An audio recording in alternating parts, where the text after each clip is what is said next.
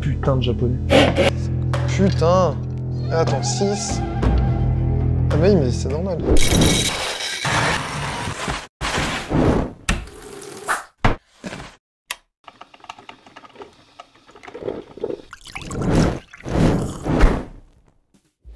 Bonjour à tous et bienvenue dans cette nouvelle vidéo de l'atelier. Alors vous l'avez vu avec le titre et la miniature, et puis surtout la date de sortie, puisqu'elle vient s'intercaler entre d'autres vidéos.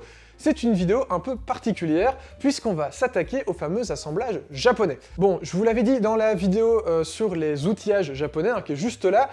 Je vous avais promis que si on atteignait les 100 j'aime sur la vidéo, eh bien je m'attaquerais à un de ces fameux assemblages. Alors, je me suis sous-estimé, je vous ai sous-estimé aussi. Je pensais pas du tout qu'on atteindrait les 100 pouces aussi rapidement, mais là, vous avez vraiment tout défoncé, puisque en moins d'une journée, on en avait déjà 160, 118, je sais plus combien il y en avait, mais on avait dépassé les 100, et là, on doit être à peu près 200, puisque bon, les vidéos, elles stagnent un petit peu, ça fait plus d'un mois. Donc, j'ai dû retrousser mes manches, louer des bouquins pour essayer de me renseigner un petit peu. Il a fallu un peu de temps pour que ça arrive, mais chose promise, chose due. L'assemblage, c'est aujourd'hui. Mais avant de se lancer dans cet assemblage, alors oui, j'essaie de gagner un peu de temps pour pas le faire parce que vraiment, j'ai pas envie. Parce que c'est pas pour rien que sur la chaîne ici, on fait de plus en plus, surtout de l'histoire et des explications scientifiques, etc. sur le bois.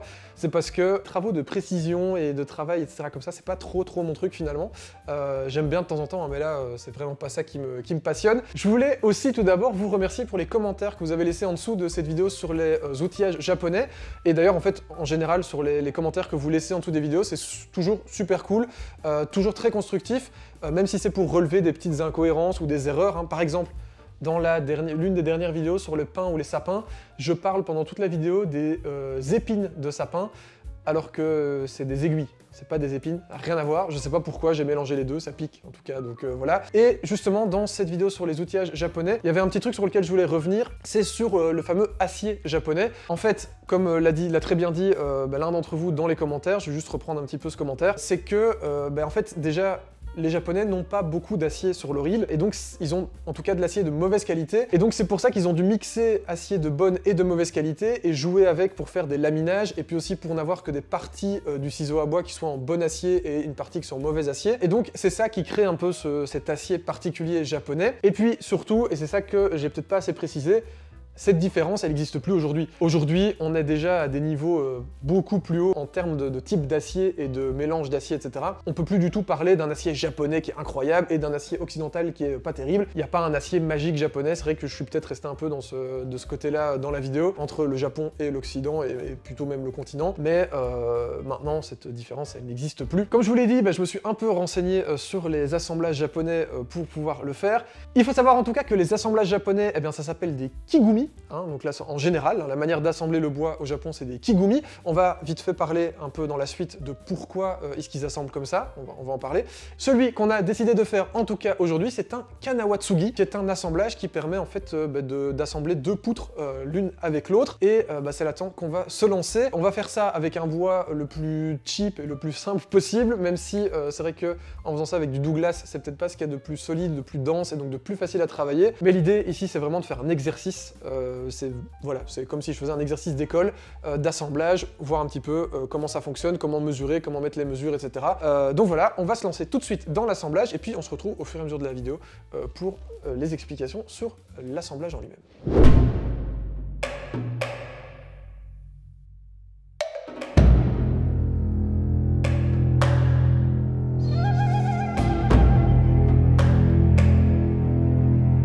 Ça fait hyper longtemps que je me suis plus replongé dans du bois et dans le travail du bois, et en plus pour faire de l'assemblage japonais, donc ça va être bien chiant. Comme on l'a dit, on a sélectionné donc un kanawatsugi, qui est un assemblage qui permet du coup d'assembler deux poutres l'une avec l'autre pour allonger la poutre tout simplement.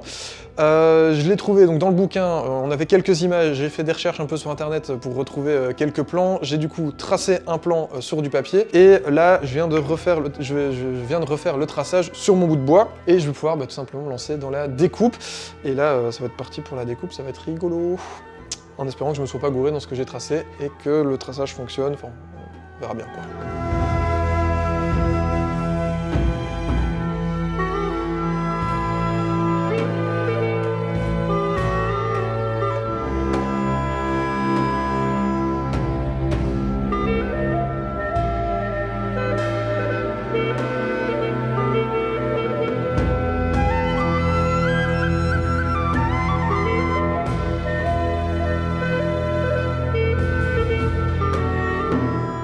pendant que mon moi du passé futur est en train de se battre avec le Douglas pour faire un magnifique assemblage japonais, on va peut-être vite fait revenir sur pourquoi est-ce que les Japonais font des assemblages en bois comme ça et pourquoi est-ce qu'ils sont si connus. Il faut quand même savoir qu'ils ont été classés patrimoine culturel immatériel à l'UNESCO, donc c'est pas n'importe quoi quand même, c'est pas juste une mode sur internet. En début de vidéo, je vous parlais des aciers japonais et du fait qu'ils n'avaient pas beaucoup d'acier de bonne qualité. Il faut savoir que le Japon, vous le savez, c'est une petite île, il n'y a pas grand chose dessus, et ben ça a un impact sur la manière dont ils vont faire des assemblages, dont ils vont faire des constructions. Le Japon, c'est 70% de forêt, 70% de bois, donc en surface, je veux dire, en surface c'est 70% de forêt et d'arbres, donc l'utilisation du bois, c'était une évidence. Il n'y avait pas de raison d'utiliser un autre matériau. Quand tu as plus de la moitié de ta surface qui est du bois, tu utilises le bois. Vous allez me dire, c'est la même chose chez nous, il y avait quand même pas mal de forêts, on en a moins maintenant, même si c'est en train de regrandir, on en a déjà parlé dans plein de vidéos. Nous aussi, on a commencé par le bois, l'air de rien, et on a quand même pas mal de constructions qui étaient en bois. Mais très vite, en Occident, on s'est tourné vers la pierre parce que on a pas mal de pierres de bonne qualité, on a des belles carrières, on a de quoi construire, et donc on s'est dit finalement, le bois, peut-être pas hyper durable, on va partir sur la pierre, et donc on a beaucoup développé notre maçonnerie en pierre, en cailloux, en béton, en ciment, etc., etc. Mais malheureusement au Japon, ou heureusement pour eux, c'est une terre plutôt volcanique, et donc il y a très peu de pierres utilisables pour la construction, et donc pendant que nous, on mettait au point de la maçonnerie de fou avec des arcs-boutants, des trucs comme ça, eux mettaient au point des assemblages en bois, puisque ils se sont spécialisés dans le bois, puisque c'est ce qu'ils avaient comme ressources pour construire. D'ailleurs, c'est pas compliqué, vous regardez des églises, des cathédrales de chez nous, c'est de la pierre, on a construit de la pierre, à part les charpentes. Alors que si vous regardez des temples japonais, c'est quasiment que du bois. Ça c'est vraiment parce que eux se sont spécialisés dans le bois, alors que nous on s'est spécialisé plutôt dans la pierre, dans le solide. Bon, du coup, maintenant qu'on a à peu près tracé, sans s'être trop trompé, enfin j'en sais rien, en tout cas j'ai tracé le premier, je vais me lancer avec la scie. Alors j'ai pris ma scie à dos, parce que ma scie japonaise que j'ai n'a pas de dos, et je trouve que du coup ça va un peu dans tous les sens, et pour faire des découpes précises, je me sentirais plus à l'aise avec une scie à dos qui elle est bien rigide. Donc on va faire un assemblage japonais sans outils japonais. On va donner les premiers coups de scie et puis on verra bien. Écoutez, advienne que pourra. C'est parti pour...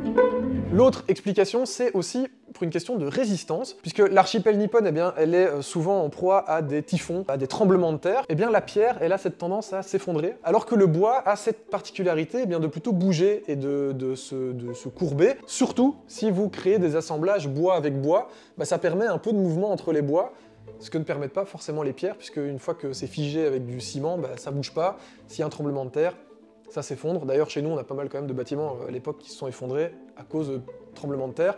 Normalement, il n'y a pas une règle qui est quand c'est dur, ça casse, quand c'est mou, ça se plie. C'est aussi pour ça que les Japonais ont particulièrement construit en bois, à la fois parce que c'est ce qu'il y avait comme ressource chez eux, il n'y avait pas beaucoup de pierres, et aussi parce que c'était vachement plus résistant au climat et à la vie au Japon. Ils ont donc développé plein de techniques d'assemblage. J'ai fait un premier... voilà, première partie de la découpe. Il va nous rester surtout le fait d'enlever ici, parce que ce système-là, il va empêcher que ça aille d'avant en arrière, mais il ne faut pas non plus que ça bouge de gauche à droite, et donc il y a des petits ergots qui doivent être faits de chaque côté pour éviter ce mouvement. Donc là, on va s'attaquer à ces petits ergots-là, et c'est ça qui va être, et pas les pelgots-là, c'est ça qui va être le plus chiant, je crois, à réaliser. Je vais déjà, à mon avis, les retracer sur cette face-ci, et puis après, on fera la suite.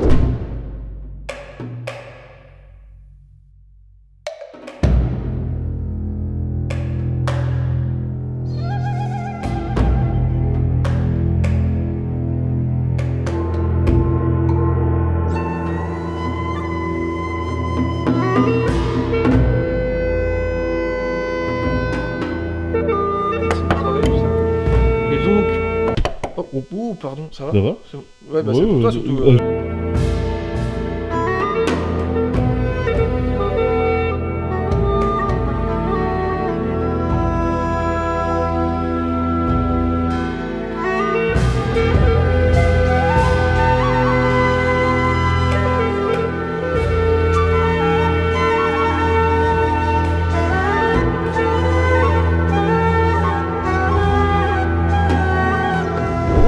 Les Japonais ont donc développé leur fameux assemblage japonais, hein, les kigumi. Tant qu'on est dans les noms, les artisans qui réalisent ces assemblages, surtout en fait réaliser les temples, hein, c'est souvent en fait pour de la construction de temples qu'on va utiliser des beaux assemblages. Évidemment, pour construire une maison, l'assemblage queue d'aronde ou tenon mortaise qu'on fait chez nous aussi, c'est ça qu'ils vont utiliser aussi parce que c'est les assemblages les plus simples, les plus rapides à réaliser. Par contre, quand vous créez un temple et que vous voulez que ce soit joli et esthétique, eh bien vous créez des assemblages un peu sympas. En tout cas, les artisans qui réalisent ce genre d'assemblage, ce sont des Miyaideku, et il faut savoir qu'il y avait à une époque plusieurs entreprises sur le sol nippon qui réalisaient ce genre d'assemblage pour la construction de temples, et il en reste encore une aujourd'hui qui est d'ailleurs considérée comme la plus ancienne entreprise du monde, puisque cette entreprise qui s'appelle Kongo Numi a été fondée à Osaka plus ou moins en 590-593, donc ça remonte, et ils sont toujours présents.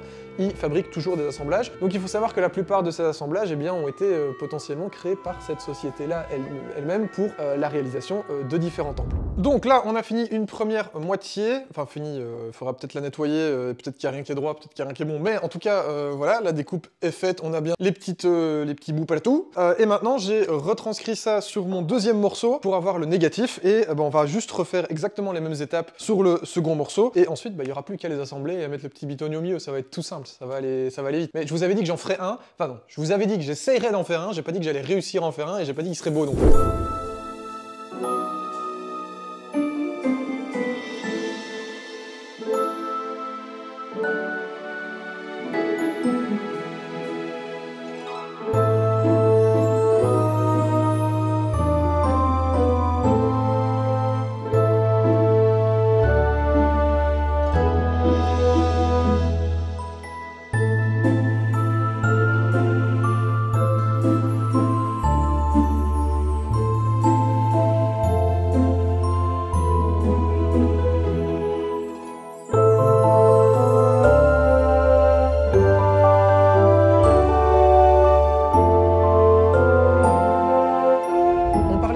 Vite fait de pourquoi ils construisaient avec du bois et pourquoi ils faisaient des assemblages comme ça. Et j'ai oublié de préciser une info supplémentaire, c'est aussi pourquoi est-ce que ils n'utilisaient pas des clous et des vis. Bon, les vis, on se doute bien qu'à l'époque, on le sait, c'était pas encore au point. Les clous par contre, on en avait et il faut savoir qu'ils en utilisaient aussi. On a quand même certains clous qui sont utilisés dans les temples. D'ailleurs, je le disais dans la vidéo sur les outillages, ces clous sont faits avec le fameux acier japonais et certains forgeurs de lames japonaises disent qu'actuellement il faudrait utiliser les anciens clous des temples pour forger des lames parce qu'ils sont encore faits avec cet acier magique. Je ne reviendrai pas sur le terme de magique pour cet acier. Donc il y avait quand même du clou, mais l'inconvénient du clou quand il est dans du bois, c'est qu'avec les intempéries, il va finir par rouiller, surtout qu'à l'époque, on n'avait pas des clous inox, ni des vis inox, donc ça rouille. La rouille, ça attaque le bois, et finalement, ce contact bois-métal, il est plutôt négatif pour le bois, parce que ça va changer sa couleur, ça va changer sa structure, ça risque de l'abîmer, de le faire pourrir, et donc finalement,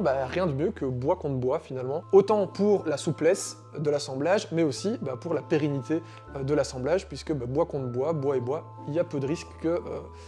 si ça pourrit, il y a tout qui pourrit, quoi. Mais on va pas avoir de rouille, par exemple. Bon, là, on a finalement notre positif, notre négatif, notre mâle, notre femelle.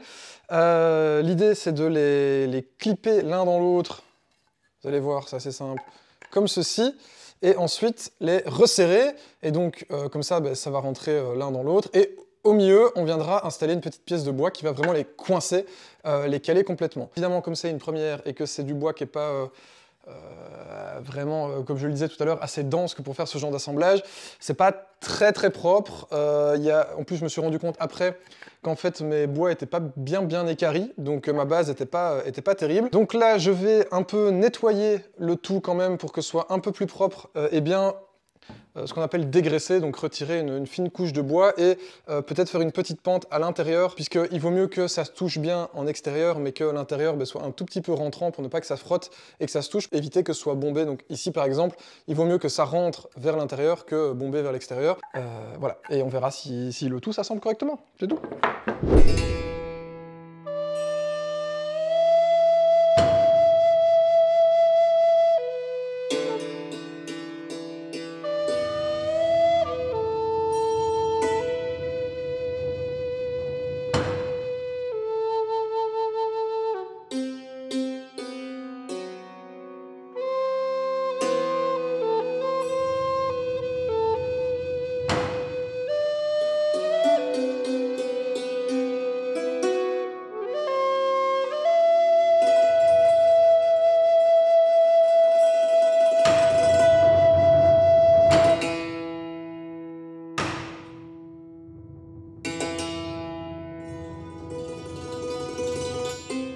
Là, ça règle le micro? Ouais, c'est réglé. Ok. Bon, eh bien, vous l'avez vu, ou à moitié, parce qu'il y a eu un problème de caméra, mais c'était juste le dernier petit morceau à couper. J'ai fait donc une petite tigette que j'ai rabotée un petit peu pour qu'elle soit un peu effilée, pour pouvoir rentrer et écarter un peu le bois. On va donc pouvoir assembler nos deux parties. J'ai fait ça le plus propre possible. Je vous avoue qu'en plus, du fait de, déjà c'est un défi de faire un assemblage japonais, en plus de ça on doit le faire en une journée max. Nos deux parties elles s'assemblent comme ceci, ensuite elles viennent se rentrer l'une dans l'autre comme ça. Là on peut, bon voilà, hein. On peut peut-être encore taper un peu dessus pour le faire rentrer, attention les oreilles. C'est pas trop mal. Et là on est censé pouvoir savoir faire rentrer ceci.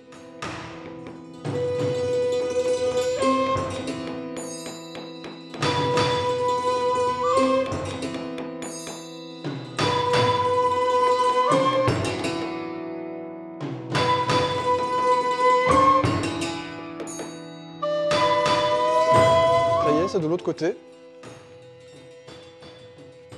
En tout cas, c'est solide. Donc, voilà, on a notre assemblage. Ce qu'on va faire, c'est qu'on va, je vais recouper le petit bout, et ensuite on va poncer ça pour que ce soit le plus joli possible.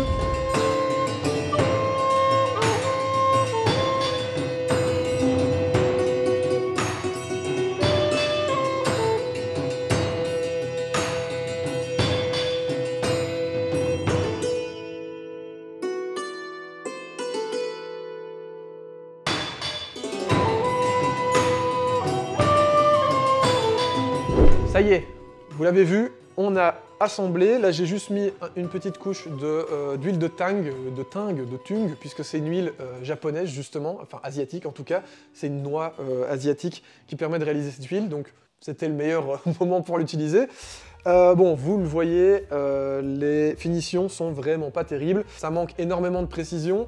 Je vais dire quand même, un peu parce que c'est pas des outils japonais, hein, on l'a dit dans la vidéo, le ciseau japonais est fait pour faire des assemblages japonais, j'en avais pas donc ça doit être ça. Aussi un peu parce que c'est du Douglas et que c'est clairement pas le bois le plus facile à travailler pour ce genre de petits, oui c'est ça, de petits assemblages. Et puis après, tout simplement, je suis pas, voilà, je suis pas quelqu'un de très précis. Et puis là, on devait le faire aussi assez rapidement, donc peut-être que si j'avais pris mon temps tout seul, sans caméra, etc., peut-être que je l'aurais encore mieux réussi. Le plus important, c'est surtout que ça tient super bien. Là, impossible de tirer dans ce sens-là. Dans l'autre sens, franchement, c'est ultra résistant aussi.